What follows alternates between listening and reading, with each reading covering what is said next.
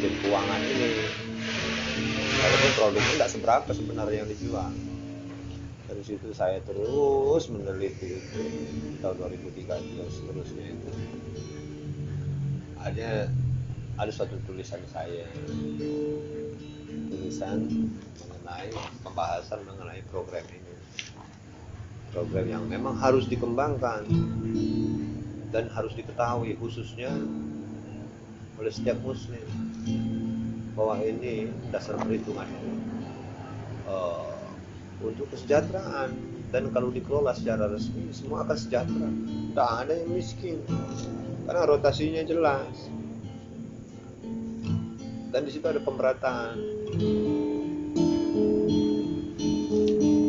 yang mudah-mudahan ke depan dari 2003 itu saya sosialisasi dengan tulisan saya ke lingkungan kecil. Walaupun banyak yang tidak ngerti, sulit saya untuk jelaskannya kadang. Nah, akhirnya saya bikin suatu permainan. Kok bisa mengumpulkan uang sumbangan dengan metode seperti ini, dengan membernya yang tidak habis-habis, lantas membernya itu diuntungkan, atau penyumbang itu diuntungkan kalau diatur rapi. Tapi kita kan tidak mungkin dengan sistem manual karena akan repot sekali. Tentu harus ada software atau aplikasi atau program yang mengatur ini dengan perhitungannya. Oke lah, kalau sekilas dalam pemikiran saya mungkin saat itu saya sudah berprediksi kalau di negara-negara canggih, negara-negara luar barat, itu sudah dengan otomatisnya mereka bertransaksi dan mengalir ke baitul mereka atau ke pengelolanya atau ke PT mereka atau ke perusahaan mereka, corporate mereka, keuntungan itu, dan member-member mereka diuntungkan. Jadi tidak habis-habis. Memang dasar perhitungannya bahwa harta itu memang nol atau materi itu nol jatuhnya. Cuma pemerataannya aja yang apa ya, yang harus diatur. Jadi tidak ada eksploitasi di situ, pemerataan. Dan ada yang unik juga yang sempat saya pelajari itu dan saya observasi lah ya, kalau di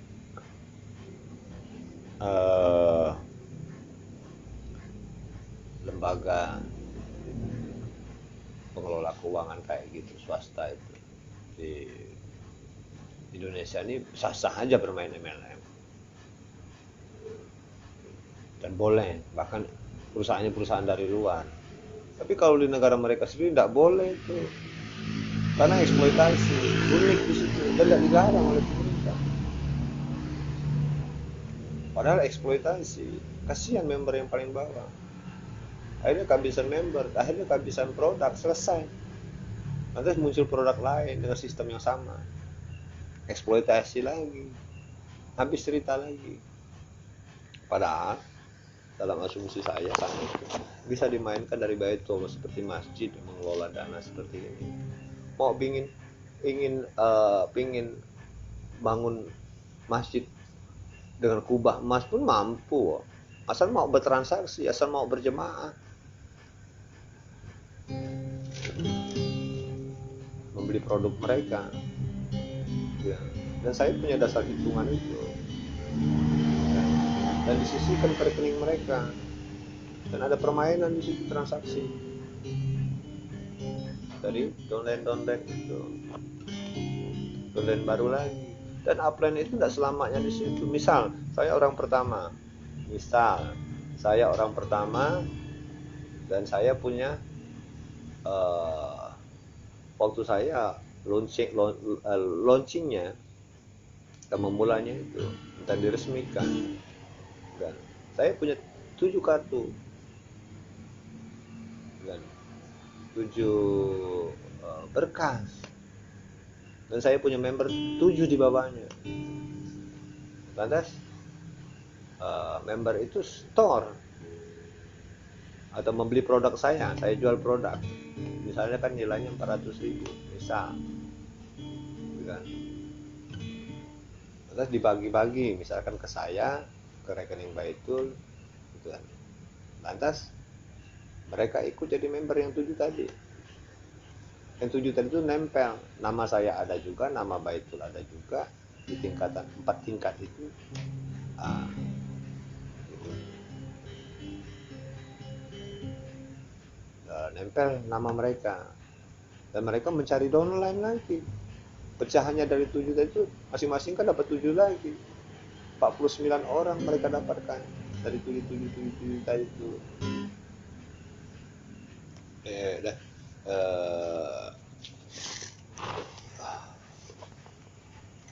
7 kali 7 49 kan? Nah, 7 orang dapat 7 downline.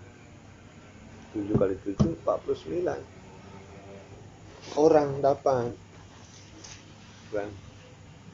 Nah, dan kami pun saling sosialisasi, saling mencari bantu di situ. Lantas nyetornya ke rekening. Ini permainan rekening ya. Rekening saya kan nempel di store oleh rekening downline saya yang 7. Lantas di berkas itu nanti ada rekening nomor rekening downline yang baru itu yang 7 tadi, naik ke atas. Nah, saya naik ke tingkat atas di level kedua, di baris kedua 49, di bawahnya lagi saya naik ke garis ketiga, gitu kan. Dari 49 kalikan 7 lagi, nah 2401 saya naik lagi ke atas lagi. Akhirnya nama saya tidak ada lagi di situ, kalaupun itu berjalan normal. Dan selamanya tidak selamanya saya di atas. Begitu juga rotasi itu total di situ nanti 2.800 orang, dan saya tidak ada lagi, dan saya harus mulai dari bawah lagi transaksi. Tapi idealnya memang harus ada produk, bukan money game riba lah jatuhnya nanti gitu. Dan rekening sisihan itu nempel pengelola, dan produk apapun bisa dimainkan kok. Bahkan dalam logika saya waktu itu, dan pernah saya terapkan juga, jualan pisang goreng pun dengan versi yang kecil. Oke, satu hari kita menghasilkan, memproduksi, bisa jualan pisang goreng 100 biji satu hari. Saya harus punya downline. Downline-nya itu bonus, bisa di-splitkan permainan itu di situ, walaupun tidak tercatat secara software atau secara manual, tidak tercatat. Tapi saya harus tentukan orang-orang yang pandai berkicau, pandai mempromosikan saya, dagangan saya, pisang goreng saya biaya promosi saya di situ, promosi jalan.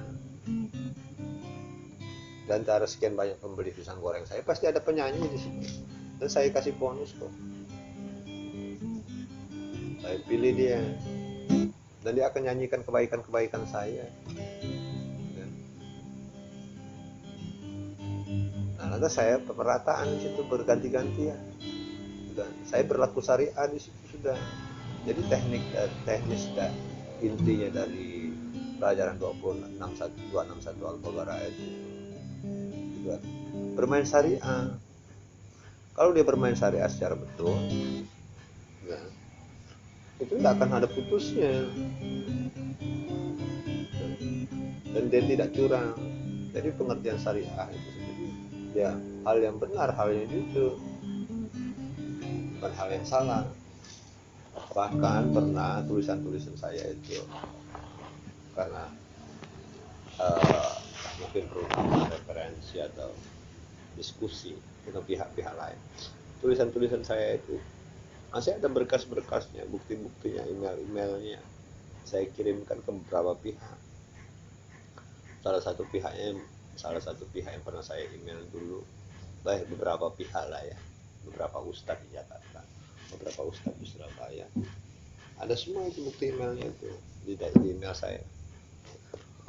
Yayasan Tarjim Muhammadiyah Surabaya pernah saya kirim, Bank Muamalat pernah saya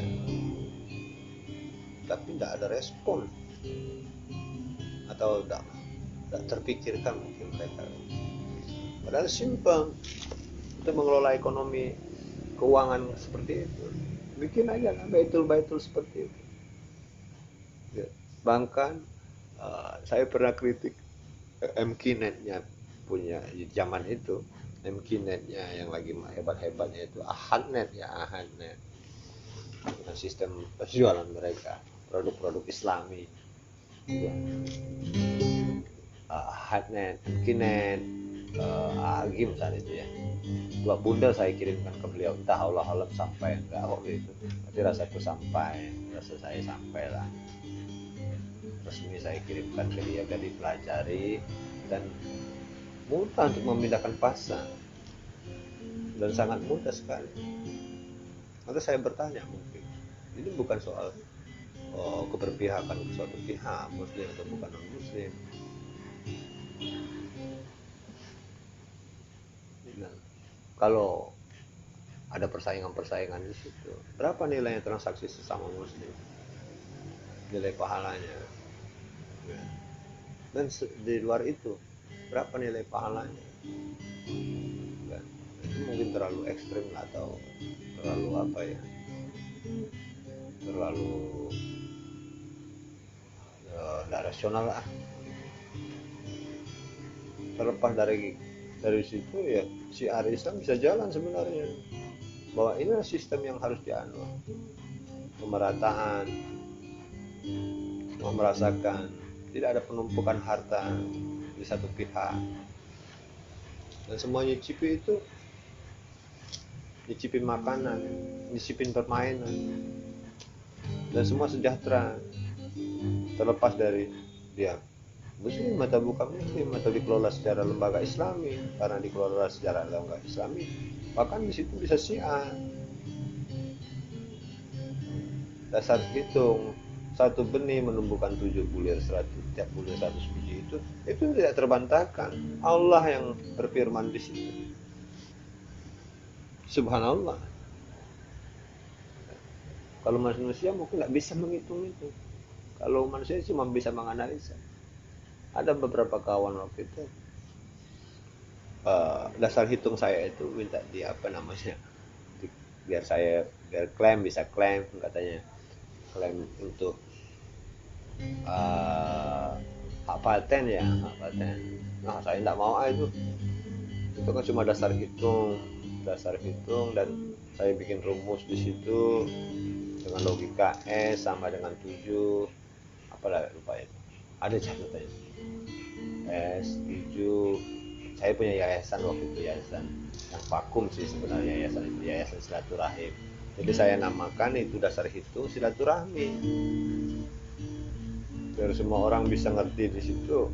Jadi saya coba-cobalah pelan-pelan sosialisasi ke beberapa kawan mengerti itu, tapi tidak ada kekuatan untuk mensosialisasikannya lebih lanjut atau membuat perusahaan sejenis itu kan, atau membuat softwarenya lah. Padahal banyak juga jual-jual software seperti itu sebenarnya sekarang bisa dibuat kok, tinggal bahkan bisa dikelola pemerintah secara resmi untuk pemerataan. Mungkin di era sekarang nih Pak Jokowi mau ngadopsi itu dasar hitung itu, atau ahli-ahli ekonomi lah, tapi mungkin ada juga yang tidak setuju karena pemerataan kok ya. Bahkan kalau di MLM itu saking pengen rebut-rebutan land, bahkan bisa jual landnya atau jual beli land yang sudah produktif, sahamnya lah gitu. Ya ada kecurangan di situ, nggak ada fair, nggak adil. Tapi kalau dengan kayak gitu ya karena limit terbatas, makanya saya lebih suka itu dasar hitung yang digambarkan di Quran itu LLM. MLM itu ya kalau saya secara pribadi menganalisis itu, MLM itu salah, eksploitasi. mungkin fatwa dari MUI atau fatwa dari orang-orang ahli agama, sebagian mungkin mengatakan itu haram lah. Apalagi dia tidak ada produk, jual beli transaksi di situ. Kalau tidak ada produk ya duit ketemu duit, uang ketemu uang, jelas haram. Permainan itu riba gitu. Seperti ini, contohnya kayak gini ya, bukan. Bahan baku itu ada terus, misalkan penerimaan siswa pelajar setiap tahun kan ada terus penerimaan siswa, lantas dilebihkan sedikit, dia bayar upline atau bayar orang yang ini dengan sistem ini, sampailah dia selesai gitu. Tidak bayaran kuliahnya atau sekolahnya, karena orang yang tahun berikutnya yang bayarin dia, rekeningnya kan ada kan, member-membernya ada, dan itu disusun secara sistematis. Siapa yang mau berebut-rebutan, yang mau duluan, yang nyumbang pun atau donasi pun ya rebut-rebutan kalau diatur kayak gitu, karena uangnya akan kembali. Yang diperoleh oleh pengelola itu cuma sisian-sisian aja, keuntungan administrasi, pengelolaan, simple kok kalau mau fair di situ. Tapi orang-orang tertentu mungkin tidak mau, orang-orang kapitalis tidak mau itu.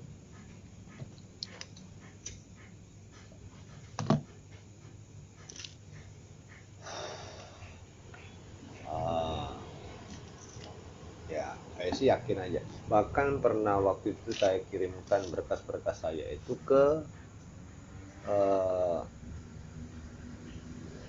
saudara Harun Yahya. Harun Yahya itu orang Turki sebagai pemikir Islam.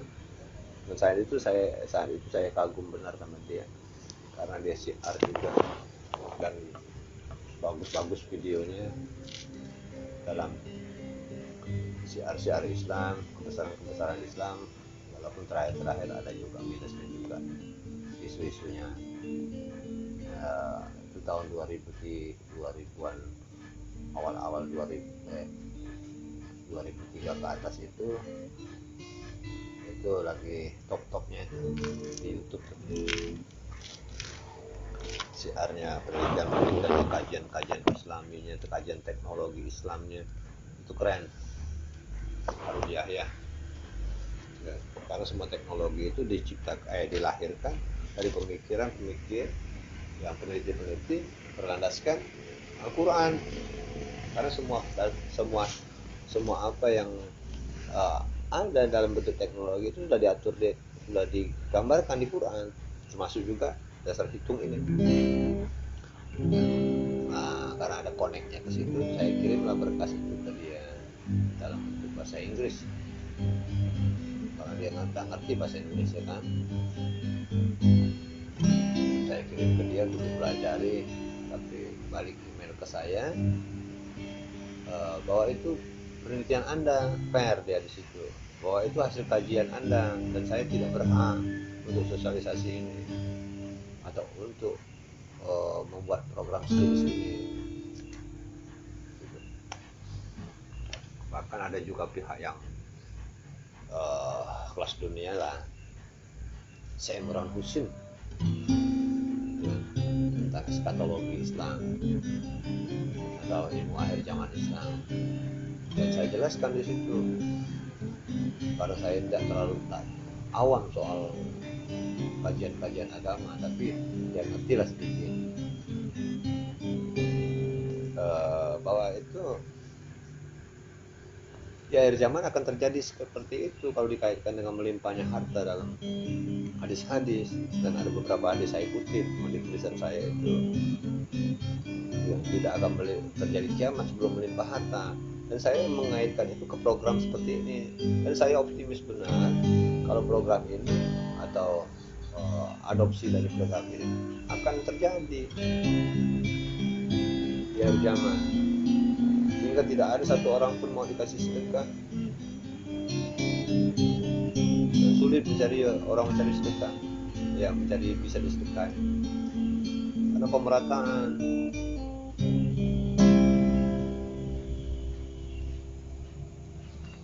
Tidak ada saling hantam sini hantam situ. Tidak ada eksploitasi kalau sudah dengan sistem kayak gitu. Dan beberapa ustadz di Indonesia saya kira mungkin nggak ngerti atau apa ya, Allah alam lah, atau tidak terjangkau dengan dasar hitung itu. Saya pengennya ada orang yang menyambut atau mengerti juga secara detail kayak saya dengan mempelajari ini dan merealisasikannya, mewujudkannya dalam satu program. Pengennya sih pemerintah Indonesia, mungkin Pak Jokowi kali, seluruh ahlinya, staf ahlinya atau orang ahlinya mempelajari dan akan bumi. Semua orang terjamin, sosialnya terjamin. Itulah jaminan sosial. Semua orang baku dengan nomor rekening. Ya harus ada pengorbanan awal. Cuma didaftarkan kok. Teori perputaran uang itu ya muter-muter situ aja. Karena putarannya tidak rata, karena tidak ada programnya. Nah dengan ini ada programnya, 261 Al-Baqarah dia yang bikin program. Diadopsi itu dibikin suatu program. Semua transaksi. Tidak menutup kemungkinan satu orang lahir bisa langsung punya rumah. Satu orang lahir terjamin makan minumnya. Karena orang yang lahir selanjutnya yang akan jadi penanggungnya. Dan seterusnya dan seterusnya. Kalau dihitung masa transaksinya tidak habis-habis. Dia bisa transaksi di Baitul manapun. Software yang mengaturnya itu. Dan dia harus berkorban awal melebihkan transaksi itu untuk upline. Tapi upline itu tidak selamanya di situ. Nanti member yang baru itu pun bisa jadi upline. Muter-muter lah di situ. Dan berlaku syariah. Tidak bisa diwakil-wakilkan. Jangan sampai diwakil-wakilkan. Kalau diwakil-wakilkan atau beli land di situ, beli jalur, nah itu bisa kacau, eksploitasi.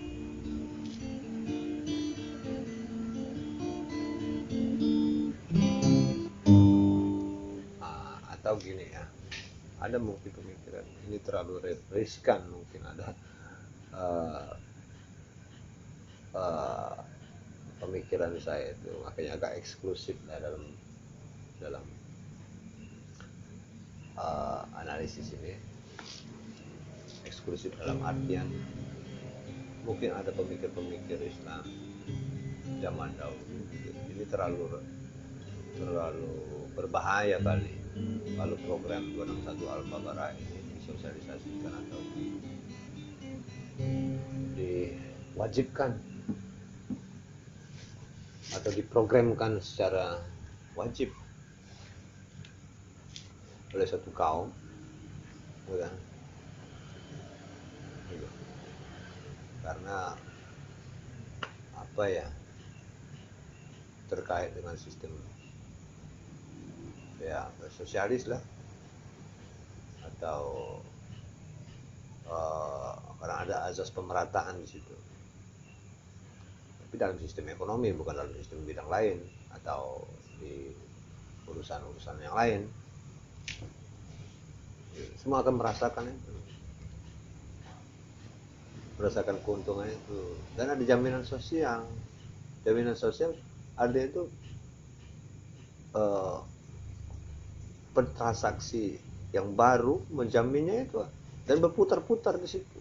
Atau generasi yang baru akan menjamin generasi yang tua. Kan simple di situ. Cobalah dasar hitung itu. Nah, kalau mau dipraktekkan nanti, misal Siapa yang mau praktek dengan dasar hitung ini, silakan coba. Bikin aja dua berkas. Orang pertama punya 2 berkas dan dia harus cari downline 2. Nah, kita batasi tingkatnya, paling enggak uangnya. Itu saya contohkan lebih lanjut realnya. Untuk sementara sih mungkin sedikit penjelasan inilah bisa saya jelaskan nanti lebih detailnya di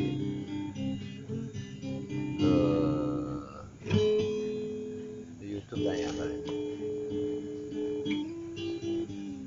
Harapan saya itu mungkin kalau seandainya ada orang yang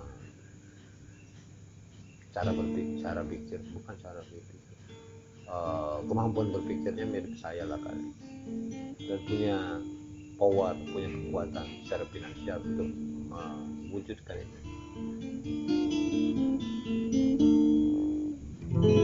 dan perlu kajian-kajian lain mendalam. Dan saya berharap tuh memang ada softwarenya, mungkin softwarenya mahal atau softwarenya itu, dan harus resmi, kan? Tetap banyak pihak nanti yang klaim bahwa ini begini, bahwa ini begitu, dan ini tidak benar, ya. Dan di sini ada banyak negatifnya, pasti akan banyak seperti itu. Mungkin itu biasa, sudah risiko. Mungkin ya saya akhir ini. Semoga berkah Allah untuk kita semua. Assalamualaikum warahmatullahi wabarakatuh.